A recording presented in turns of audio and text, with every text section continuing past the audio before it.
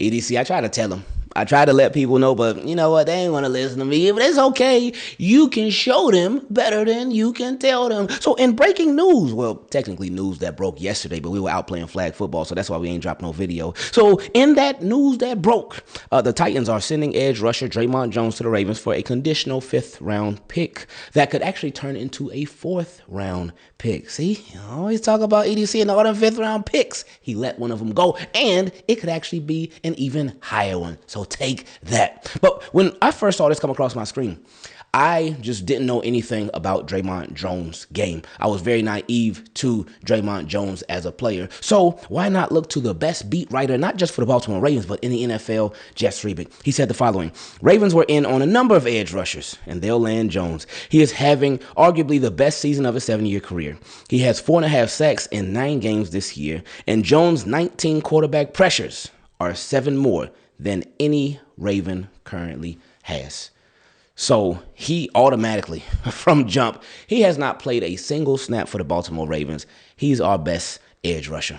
Just like that. But he continued. He says, Jones also was an interior defensive line early in his career, so he'll have the flexibility and versatility to rush inside. Ravens have lacked the pass rush all year, and he, plus potentially practice squad edge Carl Lawson, should give the pass rush a little more juice. So that's amazing.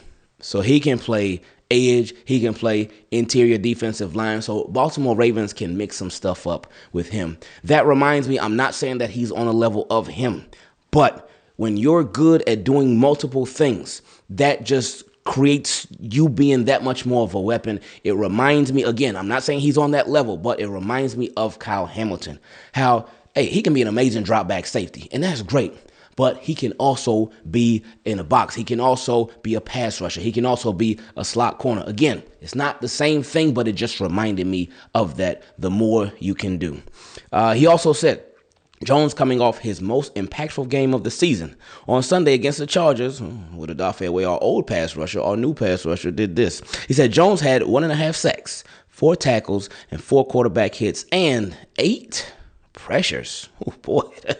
Whew, have we had a Raven do something like that in the game this year? I don't know. But anyway, so he is coming off of just straight up balling. So shout out to Dre'Mont Jones, the newest Baltimore Raven. But first, let's talk about the money. How much is he going to be making? How much is he getting paid? What are the Ravens got to give him in salary? Well, here it goes. This came from Raven salary cap, Brian McFarland. He said, between the balance of his base salary, $995,000, and his per game active roster bonuses, $255,000, Jones will make $1.25 million for the rest of the season. So this is extremely cheap. Ravens are not paying a bunch of money for Dre'Mont Jones, so they got him for a 5th, possibly 4th-round pick, and he's making next to nothing. So it's not going to have this huge impact on the salary cap. So there you go with that. Now, this is what I really, really appreciated, because he tweeted this when he saw the trade, when he found out about it and put it on social media. He said, the NFL is too crazy.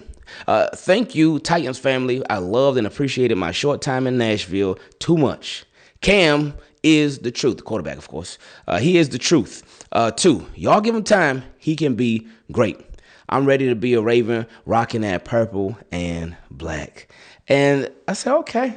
I appreciate that. And I know Carl also did something similar to where they gave a shout out to players on their previous team before they came to the Ravens officially. Now, I looked at a lot of the replies in that tweet. And because, fans, they will let you have it. If you weren't a good player for them, if you were somebody that was not all that, they will say, hey, don't let the door hit you, let the good Lord split you. And they will gladly exit you out the building. But I didn't see not one single person do that with him. I saw one Titans fan say, thank you for being one of the only bright spots on our team. Because Titans, they ain't been winning. I think they won like maybe one game, something like that. So they've been doing a whole lot of losing, and they've been doing a whole lot of losing for a long time. But for them to have so many positive things to say about Dre'Mont Jones, I thought that was a good sign. Now, I will say, when I did first see this move, I thought, okay, cool. When I first read about Dre'Mont Jones and all the stuff that we just talked about previously, I thought, okay, that's nice. But that can't be it. We need more. We need more. And I still say we need an interior defensive lineman. Now, like we went over his salary break, they're only going to make 1.25 for the rest of this season. So I assume that his cap hit will be even lower than that. I'm sure Brian McFarland going to tweet all that information very, very soon. But this still does give the Baltimore Ravens an opportunity to still make another move and an even more significant move. You got your edge, and we talked about this too, because we said we don't expect them to make two sexy moves. Like, this is a really good move now. And this is one that I know for a lot of people it was underwhelming because they're like, oh, just a 5th round pick, possibly a 4th. And a lot of people didn't know about Dre'Mont Jones and his game. But this is probably one of those sneaky, underrated, but it is a very safe move. Now we want the Ravens to step it up even more. Don't be safe no more. Go for it. Go for the big move that's going to change the roster, that's going to change this team for the better. Go for that. Take that big swing. Take it. They got to. Because, again, what we were saying, we didn't expect it to be like two sexy moves. Like, oh, they get this amazing interior defensive lineman and they get this amazing edge rusher. We always figured it was going to be one or the other. Like, they will make one big move at one position and then they make one, like, safer move. Or low-key move at the other. And this sets them up to do just that. So, Eric DeCosta, hey, you got till 4 p.m. today. I'm recording this at 7:46 a.m., so it's bright and early, my friends. Now, you won't see it till 9:30, but still, Eric DeCosta, the clock is ticking, my friend. While I got you here, you know what? Let's get into some questions. If you ever want to take part in it, you can send an email to teamkeepitclean@gmail.com. Or if you want to show the channel a little extra love, you can go to patreon.com/Ingravenvids and you can become a Team Keep It Clean patron. First question came from one of those patrons, my guy, Dmac. He said, hey, what's up, Ingraven? It's your favorite Florida Raven, Dmac. He said, I hope all is well with you and your family. Hey, I appreciate you, my friend. He said, shout out to Carter after a hard-fought season. I appreciate that. And it really was. He said, even though he didn't get the results that he wanted, I'm sure that his newfound dedication will have him hoisting a trophy soon. So keep it up, little homie. Appreciate this. Thank you a lot for that. Seriously, man.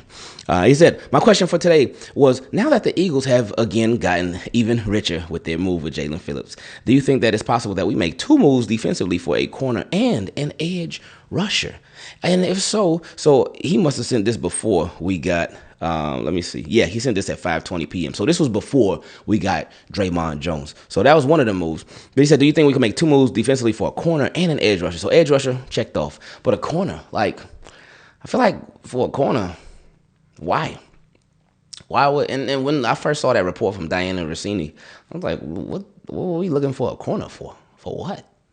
Like, that's one that I really wouldn't understand too much. Because again, we got Marlon Humphrey, and I know Marlon Humphrey, from PFF, he ain't been having the best season this year. I think he's been playing all right. He done had some rough moments, but he had some really good ones too. Nate Wiggins, he been doing his thing. We got Chidobe Awuzie, TJ Tampa. So, I mean, I guess after that, it can get kind of thin. We still got Keon Martin too. Oh, shout out to Keon Martin too, because and I know this ain't got nothing to do with nothing, but I did at the Ravens and Dolphins game, after the game, I saw this group of people, all with 38 jerseys, all Keon Martin jerseys. I walked up to them and said, y'all Keon Martin's family? And they said, yeah. And I said, I told them, like, hey, congrats, because that's a big deal for him to make the roster as an undrafted free. I told him that's extremely hard, but he did it, and he's still been on it, so congrats. And they were super nice. I really appreciate it. And it was just 2 seconds, but I appreciated how nice and approachable they were, so shout out to them. But so with them, as far as corner, I mean, I guess you could always get some more depth there, but again, I still think the move interior defensive lineman. While Dre'Mont Jones can play some interior defensive line, let's get an actual interior defensive lineman as well. But he said, and if so, realistically, who are your two guys that you could see us taking a big swing on for corner and edge? Or do you think they will go for two defensive linemen? Oh, I should have just kept reading because I ended up saying it. But yeah, two defensive linemen. And I'm still thinking Quentin Williams. I think he would be the most realistic one. Again, take a big swing. Him, Dexter Lawrence, one of them two. There's Deron Payne as well from the Commanders. That's a sleeper right there, especially with Jaden Daniels out for who knows how long now. that's one that the Baltimore Ravens could make a move on to. But if it was my priority, if it was my like wish list, I would say for Dexter Lawrence and Quentin Williams, it's literally a toss up. I know Dexter Lawrence will bring that sexy Dexy right there, so you bring that little energy and whatnot. But Quentin Williams too, like I feel like you can't go wrong with either one. And then Deron Payne, he would be right under them. So we'll see what happens. I think we not done yet. Shout out to Marcus Peters, but shout out to my guy Meridian who sent this next question. He said, there is no way that Titans DN is our only move, which makes me think that Quentin Williams is finna be a Baltimore Raven. I said, well, I like that.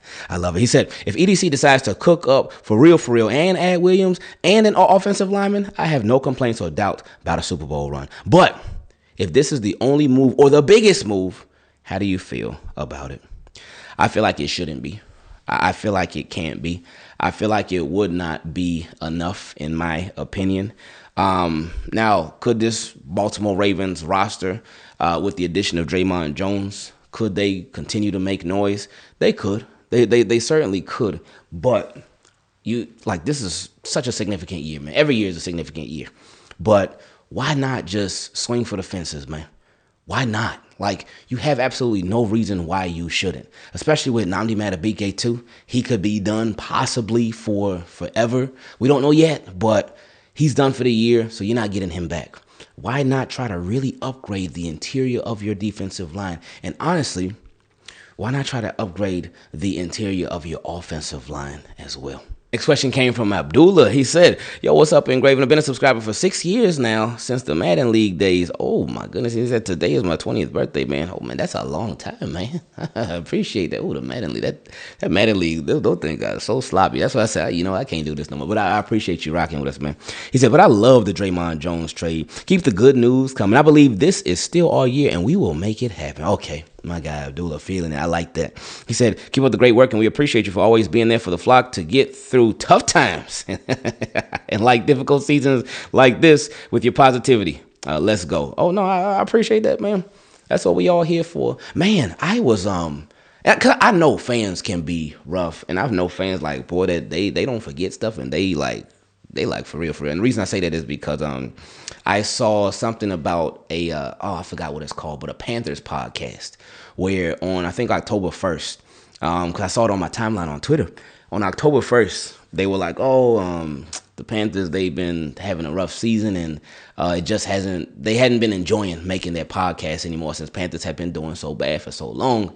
And they were like, we're going to take a break, and we're not going to make the podcast for a little while. We might come back, might not. But it was like, we're going to take a break. So then I think the Panthers, they beat the Packers, but the same account, they were like, we actually were going to record a podcast before. We had planned on recording it before the Panthers even beat the Packers. But we just going to record it after. We're going to come back and just drop an episode. They said something like that. And then all these people were like, no. Stay on that side. You gave up on the team. Don't come back. So that was bad enough that it came from fans. But then on top of that, players, former like Trey Boston, he chimed in. One of Panthers' old running backs. Oh my God, is it Jonathan Stewart? I think it's Jonathan Stewart. I forget his name though. But he chimed in, and they were even former players were telling him, no, don't come back now. Don't make the podcast. And I said, oh my goodness.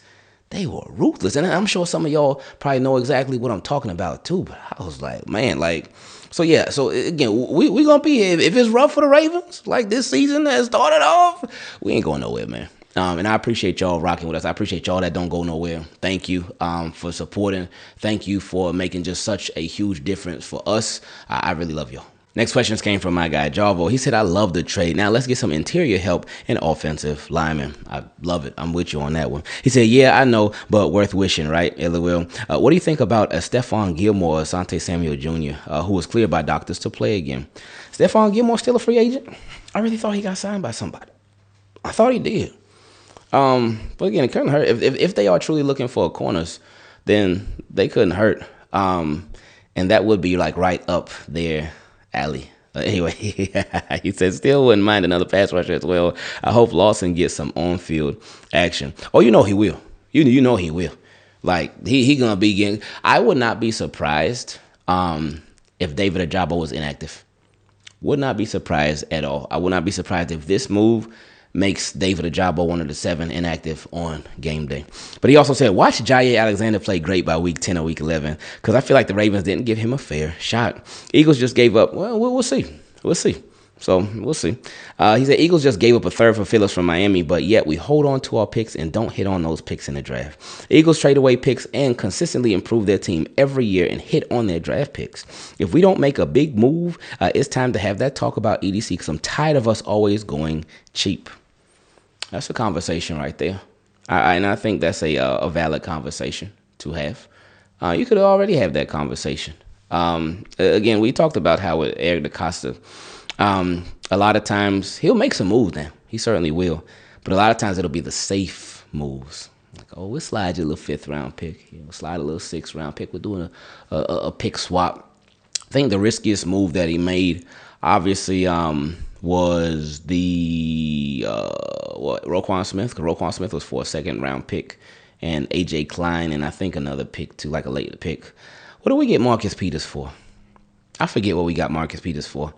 But I know it was a steal, though. But with Marcus Peters, he obviously a big impact on this team. Brought life, brought juice and energy to this team.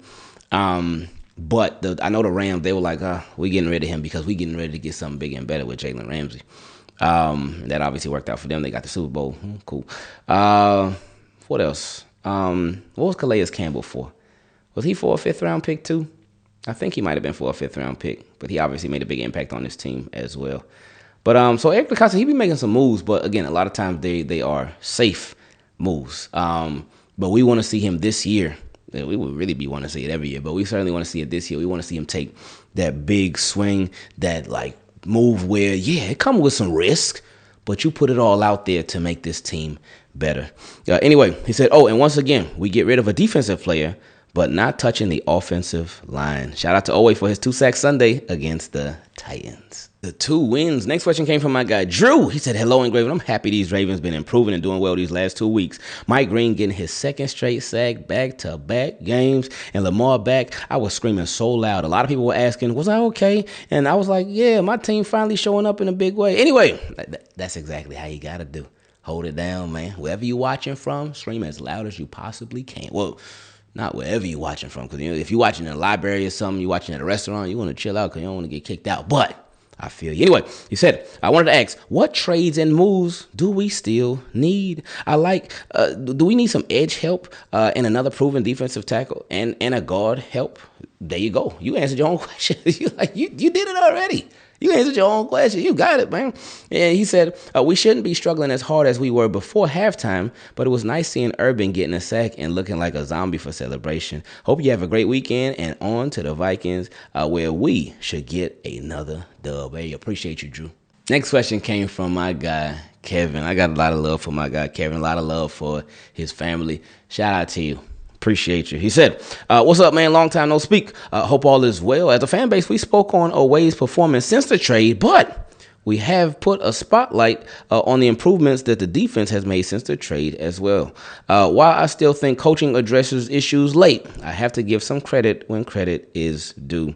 Yes, that's a very, very good point, that they addressed issues late, because with the Baltimore Ravens, so many of us, we were clamoring for them to sign a third safety. We kept saying it all offseason, especially after Ardarius Washington went down, saying, hey, bring in Justin Simmons, bring in somebody, like, get that third safety, Ravens, please. They didn't do it. They just stuck with what they had on the roster, and they were like, nope, and they didn't budge. What happens when they actually get the third safety? They let Kyle Hamilton be free, and their defense looks a lot better. Coincidence? I think not. Shout out to the end of the bar. Ravens defensive improvements. Next question came from Gianni. He said, hey, Ingraven, hope you and the family are doing well. I find it fascinating that we just had a significant major defensive issues during the first 5 weeks, and now all of a sudden, after a few trades here and there, it's all suddenly gone. Our secondary is locking up receivers. We're getting way more sacks. And most importantly, takeaways. Do you think this huge defensive improvement is mainly because of the Alohi Gilman trade and his impact so far? Or is it more of a coaching improvement from Zach Orr? I think it's a little bit of all the above, but certainly making that move for Alohi Gilman, just freeing up Kyle Hamilton and allow him to be everywhere, allow him to play more free, more loose, and with that much more confidence, knowing that, hey, like, I'm being involved and I'm being used, and I'm literally going to just wreak havoc on whoever we're going up against. I also think it's the teams that we done win against as well. Even though, hey, them Bears, they put up some points, man. They really did. They put up some points. But with Tua and the Dolphins, they such a wish-washy team. But again, hey, he threw 4 touchdowns the previous week, so he was coming in hot, and he was playing at the crib too. But the Ravens said, hold on, no. We the Florida Ravens, so we're going to take care of business, man. But yeah, so I think it's been a mix of everything. And Zach Orr also improving on his coaching too. But now, again, let's just see the consistency. Let's see how things continue. You got a big test coming up against J.J. McCarthy and Justin Jefferson with the Minnesota Vikings. So that'll tell us a lot about where this defense is. It's time to get rid of 23. Next question came from my guy, Steven. He said, good morning. This has been on my mind for a while, but the Jair trade solidified it. The Ravens have jersey numbers that are unavailable out of respect for the legends that put their best on the line for the organization. Well, the number 23 seems to have a long history of being the worst jersey number in Ravens DB history. I think it's time to bury it. No DB to wear this number has had an exceptional season or seasons. Check out the list. He said Corey Ivy, Shockey Brown, Kyle Fuller, Anthony Averett. Well, he did lock up Tyreek Hill in that game. I never forget that one. That boy locked up Tyreek Hill. Oh, I was so happy. That was the one that we won in, I think, what was that, 2021? In week 2 or week 3. Anyway, he said Rock Ya-Sin. Rock Ya-Sin, he was all right for us, but he wasn't like a starter or anything. He was solid depth. Anyway, Jair Alexander. And then he said Tony Jefferson, the exception because he had average play. Those are all 23s. And, See, okay. Well, he said, when we signed Jair, I was excited until I saw his jersey number choice. Then I became nervous. My point is, when you look at game highlights for the opposition, there's a Ravens number 23 getting burnt, including this year. Just an observation. 30 years of bad DB, 23 play is enough, LOL. Tell me what you think. Okay, that's crazy. I never thought about nothing like that before. I never put that in my mind at all before. But now I'm going to be looking out for it when I see that jersey number 23 get issued. Next question came from my guy, Milton. He said, what's going on? I was at the game against the Dolphins and way up in the nosebleeds, but the boos for Tua was so loud, I was basking in it. Great win. Did you see the video of Tua saying the Ravens fans were too loud, messing up his cadence and whatnot? Yeah, man, I did see that. And for Dolphins fans, I feel bad for them because things have obviously been really bad for them for a while. But when you hear your starting quarter and the stuff that Tua be saying, like, I was hoping, when I first saw that video, I was hoping it was AI. Because I was like, there's no way Tua actually said that. And maybe he just tired. Maybe he just like, I'm fed up. Get me out of here. I'm done. And maybe that is him taking a little shot at Dolphins fans for letting Ravens fans overtake them or something. Maybe that was it. But, and I remember there was another thing where he said he couldn't see over the offensive line. He said that like a couple of weeks ago. And I'm like, Tua, you really out here saying this stuff? Like, what? You got to keep some stuff to yourself. But anyway, that's Tua. He said it was a true Ravens home away from home game, and the Florida flock showed out. Ratio was about 70-30 Ravens. Great night. Oh, yeah, it was a lot of us out there, and we held it down.